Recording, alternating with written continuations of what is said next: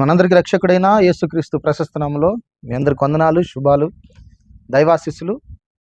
ప్రియులారా, నిన్నటి దినాన 7 ఏండ్ల శ్రమల కాలం కంటే ముందే సంఘం ఎత్తబడుతుందా, శ్రమల్లో సంఘం ఉంటుందా అనే విషయాన్ని మనం ధ్యానం చేసుకున్నాం.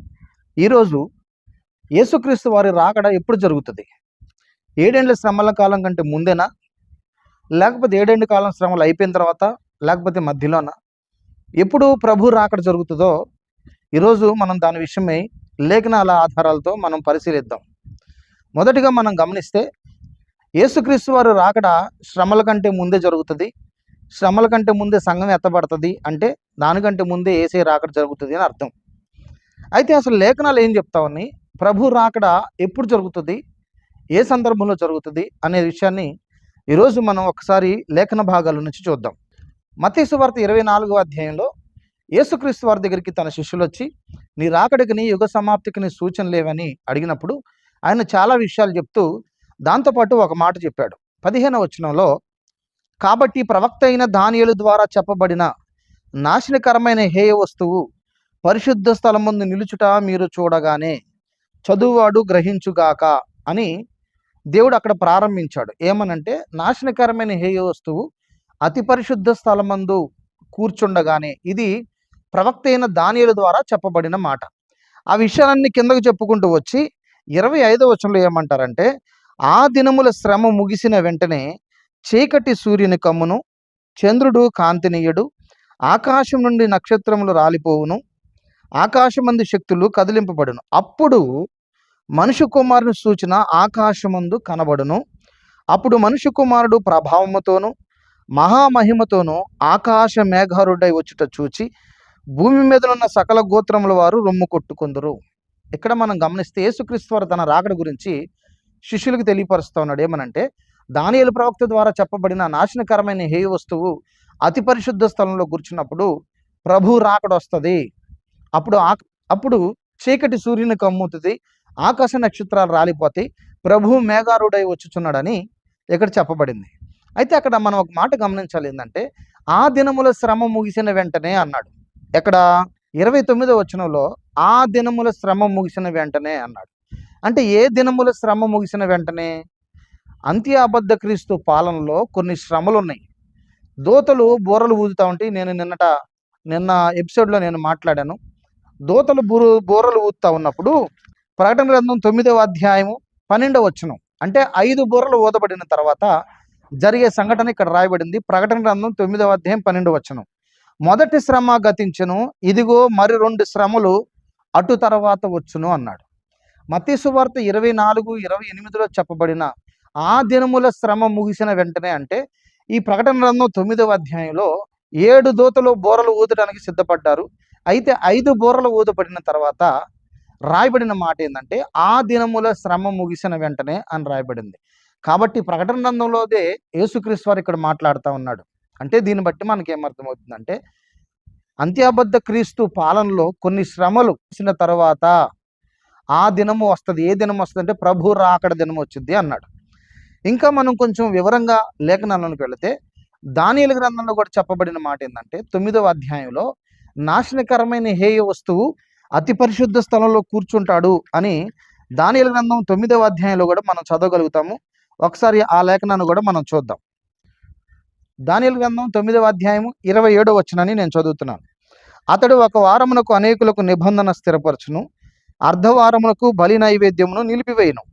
హేయమైనది నిలిచి వరకు నాశనము చేయువాడు వచ్చును, నాశనము చేయువానికి రావాలని నిర్ణయించిన నాశనం ముగించే వరకు ఇలాగు జరుగును. అలాగే 11వ అధ్యాయము 31వ వచనాన్ని కూడా నేను చదువుతాను. దానియేలు గ్రంథం, అతని పక్షమున సూర్యులు లేచి పరిశుద్ధ స్థలపు కోటను అపవిత్రపరచి అనుదిన బలి నిలిపివేసి నాశనమును కలగజేయు హేయమైన వస్తువును నిలవబెట్టుదురు అన్నాడు. అంటే భవిష్యత్తులో అంత్య అబద్ధ క్రీస్తు పాలనలో 3వ మందిరం కట్టబడినప్పుడు ఈ అంత్య అబద్ధ క్రీస్తు నాశనకరమైన హేయ వస్తువు వెళ్ళి దేవుని మందిరంలో కూర్చుంటాడు. దేవుని మందిరంలో కూర్చున్నప్పుడు అప్పుడు ప్రభు రాకడ జరుగుతుందని ఇక్కడ స్పష్టంగా రాయబడింది. ఇంకొక లేఖనాన్ని కూడా మనం చదవగలిగితే తెస్సలోనికీ పత్రిక 2వ అధ్యాయం కనుక మనం ఒకసారి రాగలిగితే, మీరందరూ ఒకసారి మీ దగ్గర బైబిల్ ఉంటే అందరూ ఓపెన్ చేసి చూస్తూ వింటే చాలా మంచిది. 2వ తెస్సలోని పత్రిక 2వ అధ్యాయం మొదటి వచనం నుంచి నేను చదువుతా ఉన్నాను. సహోదరులారా, ప్రభు దినం ఇప్పుడే వచ్చి ఉన్నట్టుగా ఆత్మ వలనైనను మాట వలనైనను మా యొద్ద నుండి వచ్చినదని చెప్పిన పత్రిక వలనైనను ఎవడైనాను చెప్పిన ఎడల మీరు త్వరపడి చెంచల మనస్కులు కాకుండవలనని బెదరకుండవలననియు మన ప్రభు అయిన యేసుక్రీస్తు రాకడను బట్టి మనము ఆయన యొద్ద కూడుకొనుటను బట్టి మిమ్మును వేడుకొనుచున్నాము. తర్వాత చెప్తా ఉన్నాడు, మొదట భ్రష్టత్వము సంభవించి నాశన పాత్రుడగు పాప పురుషుడు బయలుపడితేనే గాని ఆ దినము రాదు. ఏ దినము రాదు? యేసుక్రీస్తు వారు రాకడ దినం రాదు. ఇక్కడ స్పష్టంగా రాయబడి నేను చూపించిన 3 లేఖనాల్లో నాశనకరమైన హేయ వస్తువు బయలుపరచబడాలి, వాడు వెళ్ళి అతి పరిశుద్ధ స్థలంలో కూర్చోవాలి, అప్పుడు ప్రభు రాకడ వచ్చిందని స్పష్టంగా రాయబడింది. కానీ మనోళ్ళు శ్రమల కంటే ముందే సంఘం ఎత్తబడుతుంది అంటే ప్రభు రాకడ వస్తుంది, రాకడలు ఎత్తుకెళ్తారు అంటున్నాడు. కానీ ఇక్కడ రాయబడిన మాట ఏంది? మొదట భ్రష్టత్వము సంభవించును, నాశనకరమైన హేయ వస్తువు అతి పరిశుద్ధ స్థలంలో కూర్చుండును అన్నాడు. ఇంకా కొంచెం మనకి ముందుకు చదివితే, ఏది దేవుడు అనబడునో ఏది పూజింపబడునో దాని అంతటిని ఎదిరించుచు దాని అంతటికి పైగా వాడు తన్ను తానే హెచ్చించుకొనును, తాను దేవుడునని తన్ను కనపరుచుకొనుచు దేవుని ఆలయములో కూర్చుండును గనుక ఏ విధముగానైనానో ఎవడునో మిమ్మును మోసపరచనీయుకుడి. ఇప్పుడు ఈ లేఖనాలన్నిటి ప్రకారం మనం గమనిస్తే ప్రభు రాకడ ఎప్పుడు వస్తుందో మనకి ఇక్కడ స్పష్టంగా అర్థమవుతుంది. దానియేలు గ్రంథం, మత్తయి సువార్త, అలాగే పౌలు గారు రాసిన తెస్సలోనిక పత్రిక, ఈ మూడింటిని పక్కన మనం పెట్టి చూస్తే ఖచ్చితంగా ప్రభు రాకడ రావాలంటే ముందు అంత్య అబద్ధ క్రీస్తు పాలన జరగాలి. అంత్య అబద్ధ క్రీస్తు వెళ్ళి దేవుని మందిరంలో అతి పరిశుద్ధ స్థలంలో తానే దేవుడు అని చెప్పుకుంటూ కూర్చోవాలి, అప్పుడు ఆ దినం వచ్చిద్ది అన్నాడు. అంటే ప్రభు రాకడ దినం వచ్చిద్ది అని స్పష్టంగా రాయబడింది. అయితే దేవుని బిడ్డారా, ఇక్కడ ఇంకో విషయం కూడా నేను మీకు చెప్పాలి. ప్రభు రాకడికి ముందు కడబోరం రోగాలి అని వ్రాయబడింది. ఎందుకంటే నేను నిన్నట ఎపిసోడ్లో చెప్పాను, అంత్య అబద్ధ క్రీస్తు పాలనలో బోరలు ఊదబడతా ఉంటాయి. 6 బోరలు మొదటిగా ఊదబడతాయి. 6 బోరలు ఊదబడినప్పుడు ఒక్కొక్క బోర ఊదినప్పుడు ఒక్కొక్క విపత్తు భూమి మీద జరుగుతుంది. ఆ దినముల శ్రమ ముగిసిన వెంటనే ఇందాక మనం చదువుకున్నాం కదా, ఈ ఎన్ని శ్రమలు భూమి మీదకి రావాలి. తర్వాత 7వ బోర కడబోర ఎప్పుడు మ్రోగిద్ది అంటే, ఎప్పుడైతే నాశనకరమైన హేయ వస్తువు అతి పరిశుద్ధ స్థలంలో కూర్చుంటుందో అప్పుడు కడబోర మ్రోగిద్ది. కడబోర ఎక్కడ మ్రోగిద్ది? ప్రకటన గ్రంథం 11వ అధ్యాయం 15వ వచనంలో 7వ దూత బోర ఊదినప్పుడు పరలోకములో గొప్ప శబ్దము పుట్టును. ఆ శబ్దములు ఈ లోక రాజ్యము మన ప్రభు రాజ్యమును ఆయన క్రీస్తు రాజ్యమును ఆయన యుగయుగముల వరకు ఏలుననెను. అంతటా దేవుని ఎదుట సింహాసనాసీనులగు ఆ 24 పెద్దలు సాష్టాంగపడి దేవునికి నమస్కారం చేసి, వర్తమాన భూతకాలములో ఉండు దేవుడైన ప్రభువా, సర్వాధికారి, నీవు నీ మహాబలమును స్వీకరించి ఏలుచున్నావు గనుక మేము నీకు కృతజ్ఞతాస్తుతులు చెల్లించుచున్నాము. జనులు కోపగించినందున నీకు కోపం వచ్చెను. ఇక్కడ చూడండి, మృతులు తీర్పు పొందుటకును నీ దాసులకు ప్రవక్తలకును పరిశుద్ధులకును నీ నామమునకు భయపడు వారికి తగిన ఫలం ఇచ్చుటకును గొప్పవారేమి కొద్దివారేమి భూమిని నశింపజేయవారిని నశింపజేయుటకు సమయము వచ్చి ఉన్నదని చెప్పిరి. ఇక్కడ చివరి బోర 7వ బోర మ్రోగిద్ది. ఎప్పుడైతే నాశనకరమైన హే వస్తువు అంటే అంత్య అబద్ధ క్రీస్తు వెళ్ళి అతి పరిశుద్ధ స్థలంలో కూర్చుంటారో అప్పుడు కడబోరం మ్రోగిద్ది, 7వ బోరం మ్రోగిద్ది. 7వ బోరం మ్రోగినప్పుడు ప్రభు మధ్యాకాశంలోనికి వస్తాడు. అప్పుడు ఇక్కడ జరిగిన సన్నివేశాలన్నీ ఇక్కడ చెప్పాడు. ఏమనంటే, అప్పుడు వారి వారి క్రియలు తగినట్టుగా వాళ్ళకి ఫలాన్ని ఇస్తావు, మృతులు తీర్పు పొందుటకును నీ దాసులకు ప్రవక్తలకును పరిశుద్ధులకును నీ నామము భయపడి వారికి తగిన ఫలం ఇచ్చుటకును అన్నాడు. గొప్పవారేమి కొద్దివారేమి అందరిని ఎదుట నిలబడతారన్నారు. కాబట్టి ప్రియులారా, మొట్టమొదటిగా గమనించాలి, యేసుక్రీస్తు వారు రాకడ ఎప్పుడు జరుగుతుందంటే అంత్య అబద్ధ క్రీస్తు నాశనకరమైన హేయ వస్తువు అతి పరిశుద్ధ స్థలంలో కూర్చోవాలి. ఆ కూర్చున్నప్పుడు ఈ కడబోర మ్రోగుతుంది.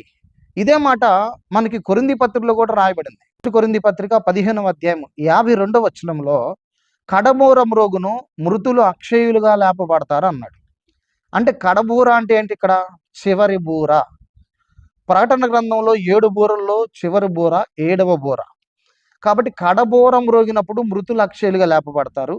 అప్పుడు దేవుడు మధ్యాకాశానికి వస్తే సజీవులమై ఉండి మనము రెప్పపాటులో ఎత్తబడతామని కొరింథీ పత్రికలో రాయబడింది. ఇదే మాట మొదటి తెస్సలోనిక పత్రిక 4వ అధ్యాయం 16వ వచనంలో ఏమంటాడంటే, ఆర్భాటముతోనూ ప్రధాన దూత శబ్దముతోను దేవుని బూరతోను ప్రభు దిగి వచ్చును అన్నాడు. అంటే బూర ఇక్కడ ఊదబడాలి. ఈ కడబూర మ్రోగినప్పుడే ప్రభు దిగి వస్తాడు. కాబట్టి దీని విషయంలో 2 విషయాలు మనకు అర్థమైనవి. ఒకటి, అంత్యాబద్ధ క్రీస్తు నాశనకరమైన హేయ వస్తువు పరిశుద్ధ స్థలంలో కూర్చోవాలి. అప్పుడు కడబూర మ్రోగిద్ది. కడబూర మ్రోగినప్పుడు ప్రభువు మధ్యాకాశంలోనికి వస్తాడు. అయితే ఎప్పుడు కడబూర మ్రోగిద్ది? ఈ అంత్యాబద్ధ క్రీస్తు ఎప్పుడు వెళ్ళి దేవుని పరిశుద్ధ స్థలంలో కూర్చుంటాడంటే ఈ 7 ఏండ్ల శ్రమల కాలంలో మధ్యలో అర్ధవారము, అంటే మొదట 3.5 సంవత్సరాలకి నాశనకరమైన హేయ వస్తువు అంటే అంత్య అబద్ధ క్రీస్తు అతి పరిశుద్ధ స్థలంలో కూర్చుంటాడు. ఇవి నా సొంత మాటలు కాదు. దానియేలు గ్రంథం 9వ అధ్యాయంలో అతడు ఒక వారమునకు అనేకులకు నిబంధన స్థిరపరచును, అర్ధవారమునకు బలి నైవేద్యాన్ని నిలిపివేయును అని 9వ అధ్యాయం 27వ వచనంలో రాయబడింది. అతడు ఒక వారమునకు అనేకులకు నిబంధన స్థిరపరచును, అర్ధవారము అంటే 7 సంవత్సరాల్లో సగం, అంటే 3.5 సంవత్సరాలకి బలి నైవేద్యము నిలిపివేయును, హేయమైనది నిలిచి వరకు నాశనం చేయవాడు వచ్చును అన్నాడు. ఇక్కడ దానియేలు గ్రంథంలో అర్ధవారముకి నాశనకరమైన హేయ వస్తువు అతి పరిశుద్ధ స్థలంలో కూర్చుంటాడని స్పష్టంగా రాయబడింది. ఇదే మాట ప్రకటన గ్రంథం 13వ అధ్యాయంలో కూడా మనం చూడగలిగితే 13వ అధ్యాయంలో రాయబడిన మాట ఏంటంటే, ఒకసారి మీరు అందరూ చూడండి 5వ వచనం. డంబపు మాటలను దేవదోషలను పలుకు నోరు దానికి ఇయ్యబడెను, మరియు 42 నెలలు తన కార్యము జరుపని అధికారము దానికి ఏర్పాటాయను. 42 నెలలు అంటే సంవత్సరానికి 12 నెలలు, 3 12 36, 1 6 42. అంటే మనం గమనించాలి, 7 ఏండ్ల శ్రమల కాలంలో మొదటి 3.5 సంవత్సరాలు 42 నెలలు లెక్కొస్తుంది. ఆ 42 నెలలు వాడికి అధికారం ఇవ్వబడిందంట. ఎవరికి? అంత్య అబద్ధ క్రీస్తుకి పరిపాలించడానికి 3.5 సంవత్సరాలు వాడికి అధికారం ఇవ్వబడిందని ఇక్కడ రాయబడింది. అదేవిధంగా 11వ అధ్యాయం కూడా మనం గమనిస్తే 2వ వచనం, ఆలయమునకు వెలుపటి ఆవరణమును కొలత వేయక విడిచిపెట్టుము, అది అన్యులకి ఇయ్యబడెను, వారు 42 నెలలు పరిశుద్ధ స్థలమును పరిశుద్ధ పట్టణమును కాలుతో త్రొక్కుదురు. ఇక్కడ కూడా మనం గమనిస్తే 42 నెలలు అన్నాడు. అంటే 3.5 సంవత్సరాలు పరిశుద్ధ పట్టణమును కాలుతో తొక్కుతారు. అంటే ఇశ్రాయేలు ప్రజల్ని శ్రమ పెడతానికి వాడు పూనుకుంటాడు. కాబట్టి ఈ 2 లేఖనాల ఆధార ప్రకారం మనం గమనిస్తే ఖచ్చితంగా ఇక్కడ 3.5 సంవత్సరాలకి వెళ్ళి అతి పరిశుద్ధ స్థలంలో కూర్చుంటాడు. ఇశ్రాయేలు చేస్తున్న బలి నైవేద్యాలన్నిటిని నిలిపివేసి ఏది దేవుడు అనబడినో, ఏది పూజింపబడినో దానంతటికి పైగా తానే దేవుడు నన్ను చెప్పుకుంటూ అతి పరిశుద్ధ స్థలంలో కూర్చున్నప్పుడు కడబూర మ్రోగుతుంది. ఇదంతా జరగటానికి 3.5 సంవత్సరాలు పడుతుందని లేఖనాల్లో స్పష్టంగా రాయబడింది. కాబట్టి ప్రియులారా, మనం గమనించాల్సింది ఏంటంటే యేసుక్రీస్తు వారు రాకడ ఎప్పుడు జరుగుతుందో మనకి స్పష్టంగా బైబిల్లో రాయబడింది. అంటే యేసుక్రీస్తు వారి 2వ రాకడ శ్రమలకి ముందు జరగదు, శ్రమలు 7 ఏండ్ల శ్రమలు అయిపోయిన తర్వాత జరగదు. 7 ఏండ్ల శ్రమల కాలం మధ్యలో 3.5 సంవత్సరాలకే ప్రభు రాకడ జరుగుతుంది. అప్పుడు సంఘము ఎత్తబడుతుంది అని లేఖనాలన్నీ మనకి స్పష్టంగా ఇక్కడ మనకి చెప్తా ఉన్నాయి. ప్రకటన గ్రంథం 11వ అధ్యాయంలో కడబూర మ్రోగినప్పుడు మృతులు అక్షయులుగా లేపబడతారు, అందరికీ దేవుడు తీర్పు తీరుస్తాడు, వారికి ప్రతిఫలం ఇచ్చుటకు అని రాయబడింది. మనం గమనిస్తే 2వ కొరింథీ పత్రిక 5వ అధ్యాయం 10వ వచనంలో వారి వారి క్రియలు చొప్పున వారికి ప్రతిఫలం ఇస్తాడు క్రీస్తు న్యాయపీఠం ఎదుట, అవి మంచివైనను సరే చెడ్డవైనను సరే అని రాయబడింది. కాబట్టి ఈ లేఖనాలన్నిటిని ఆధారం బట్టి మనకి ఏం అర్థమవుతుందంటే యేసుక్రీస్తు వారు రాకడ శ్రమలకి ముందు కాదు, శ్రమల తర్వాత కాదు, శ్రమల కాలంలో 7 ఏండ్ల శ్రమల కాలంలో మధ్యలో అర్ధవారం అంటే 3.5 సంవత్సరాలకి అబద్ధ క్రీస్తు వెళ్ళి అతి పరిశుద్ధ స్థలంలో ఎప్పుడు కూర్చుంటాడో అప్పుడు 7వ బూర ఊదబడిద్ది. 7వ బూర ఊదబడినప్పుడు ప్రభు మధ్యాకాశంలోనికి వస్తాడు. మృతులైన వారు మొదట లేస్తారు, తర్వాత సజీవులమై నిలిచిండు మనం కూడా లేస్తాం. ఇదంతా జరగటానికి 3.5 సంవత్సరాలు పడుతుందని ఇదిగో లేఖన ఆధారాలతో నేను మీకు తెలియపరిచాను. కాబట్టి యేసయ్య రాకడ ముందే వస్తుంది, వెనక వస్తుంది, రహస్య రాక ఒకటి ఉంది, బహిరంగ రాకడ ఒకటి ఉంది అని కొన్ని చాలా చాలా చోట్ల మనం వింటా ఉన్నాం. ఇవన్నీ అబద్ధాలు. లేఖనం ప్రకారం యేసుక్రీస్తు వారు 2వ రాకడ ఎప్పుడు జరుగుతుందో స్పష్టంగా మనకి ఇక్కడ రాయబడింది. ఎందుకంటే నేను నిన్నటి ఎపిసోడ్లో కూడా చెప్పాను, ఆ కాలమును గురించి ఆ సమయమును గురించి మీకు వ్రాయనక్కర్లేదు అన్నాడు పౌలు గారు. ఎందుకంటే సమయాలు కాలాలు ఇక్కడ స్పష్టంగా రాయబడినాయి కాబట్టి ఇంక మీకు దాని గురించి తెలియపరచిన అవసరం లేదు అన్నాడు. విఘ్నులైన వారందరూ ఈ విషయాలు గమనించండి.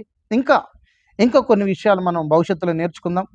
అంత్య అబద్ధ క్రీస్తు పాలనలో జరిగే కొన్ని సంఘటనలు ఏంటి, సంభవాలు ఏంటి, అవి ప్రభు చిత్తం అయితే మళ్ళీ నేను వచ్చే వీడియోలో నేను మీ అందరికి తెలియపరుస్తాను. అంతవరకు వందనాలు. Praise lord. దేవుడు మిమ్మల్ని దీవించును గాక.